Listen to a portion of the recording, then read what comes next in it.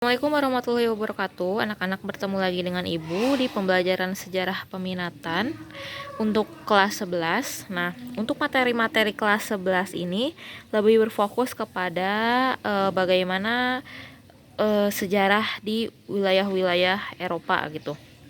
Nah, seperti yang kita ketahui, kalau misalkan waktu kelas 10 itu kita mulai belajar tentang sejarah peminatannya itu kan dari masa batu muda, batu tua dan lain sebagainya, dan sejarah peminatannya pun juga yang kita bahas itu adalah dari peradaban Yunani kuno, Romawi kuno dan lain sebagainya. Nah, ada peradaban Yunani kuno, Romawi kuno dan lain sebagainya. Nah, kalau materi sekarang itu adalah kelanjutan dari yang materi waktu kelas 10. Waktu kelas 10 itu kan kita belajar bagaimana awal mula peradaban Yunani dan Romawi muncul di wilayah Eropa. Nah, ternyata di wilayah Eropa ini setelah peradaban tersebut selesai, mereka memasuki babak baru yang disebut sebagai sejarah Eropa klasik.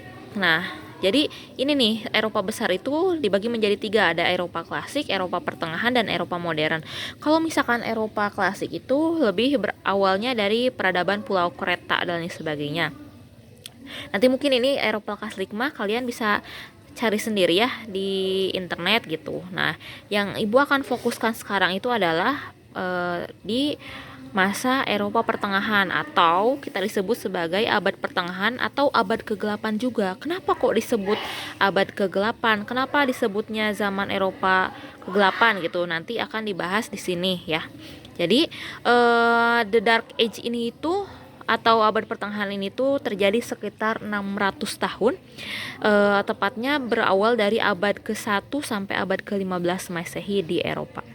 Nah, Eropa pertengahan ini juga diawali dari bersatunya kembali daerah bekas kekuasaan Romawi Barat kelima. Jadi kan dulu orang-orang Yunani dan Romawi itu kan tadinya berdekatan, apalagi Romawi itu kan sebuah kerajaan yang besar ya.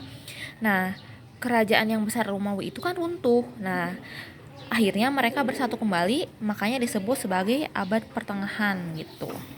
Akan tetapi di zaman abad pertengahan ini juga mereka memunculkan kesan-kesan yang kurang baik gitu di abad pertengahan.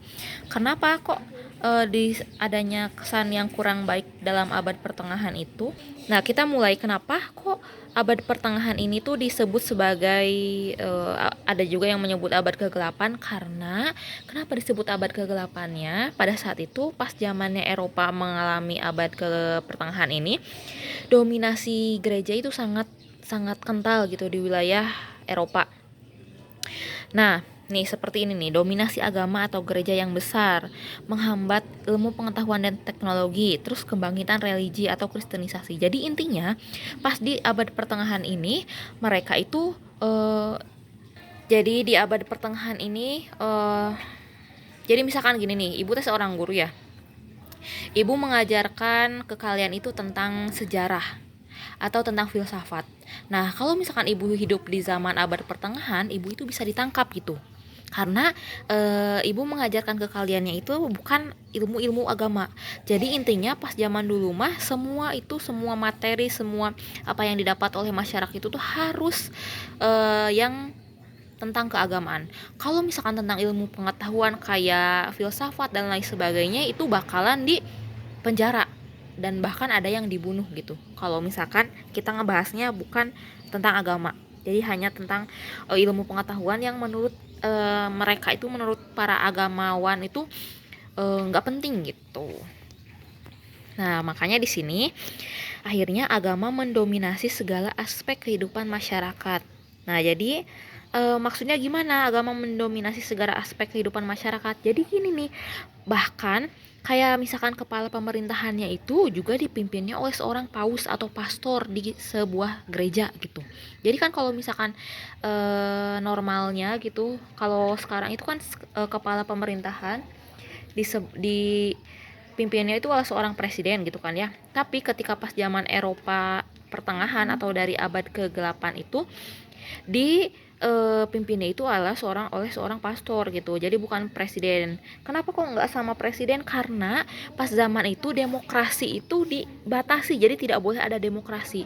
Kayak misalkan pemilihan kepala, pemilihan menteri dan sebagainya itu harus dipilih oleh orang-orang di gereja.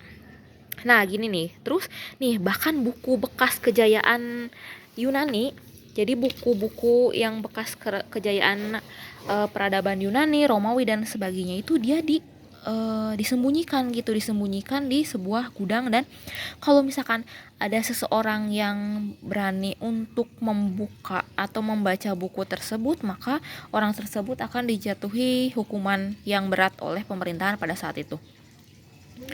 Nah ini makanya jika ada yang diam-diam mempelajari ilmu pengetahuan akan dijatuhi hukuman berat karena dianggap menjauhkan diri dari Tuhan gitu. Jadi intinya semua pembelajaran, semua ilmu yang harus didapat itu harus atas persetujuan gereja dan harus intinya tentang keagamaan gitu. Nah makanya abad pertengahan ini juga disebutnya sebagai abad kemunduran negara-negara Eropa. Tapi di sisi lain kerajaan Islam di Turki Utsmani itu dia kayak semacam mengalami masa kejayaannya. Bahkan pas zaman ini awal mula Islamisasi menyebar di seluruh wilayah Indonesia termasuk di wilayah Eropa gitu. Jadi di satu sisi lain kalau di Eropa itu mengalami kemunduran, tapi di sisi lain Islam itu berjaya gitu. Nah, kenapa juga disebut sebagai gelap sih?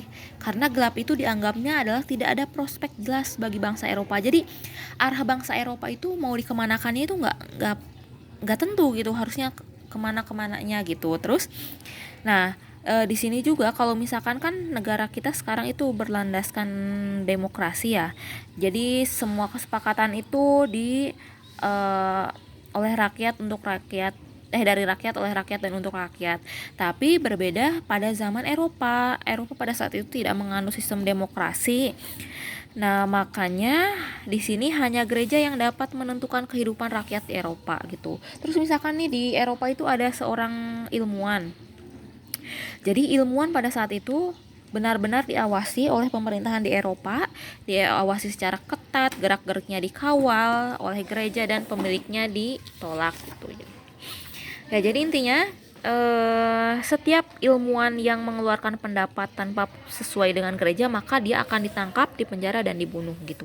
Jadi ngerinya maksudnya kegelapan pas zaman Eropa itu yaitu. Jadi mereka tidak mendapatkan ilmu pengetahuan, tidak sekolah dan lain sebagainya gitu.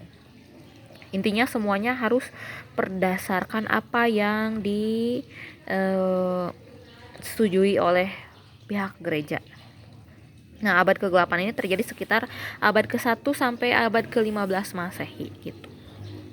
Intinya tidak boleh mengkritisi pemerintahan. Jadi lebih kepada diktator otoriter pada zaman itu. Nah, itu mungkin pembelajaran kali ini. Nanti untuk minggu depan Ibu akan membahas mengenai Renaissance, Aufklärung, merkantilisme, revolusi industri dan lain sebagainya.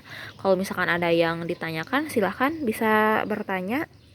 Dan untuk absen silahkan tulis aja di kolom komentar ya. Dan ini tulis di catatan masing-masing, takutnya nanti Ibu minta catatannya. Ya. Terima kasih. Assalamualaikum warahmatullahi wabarakatuh.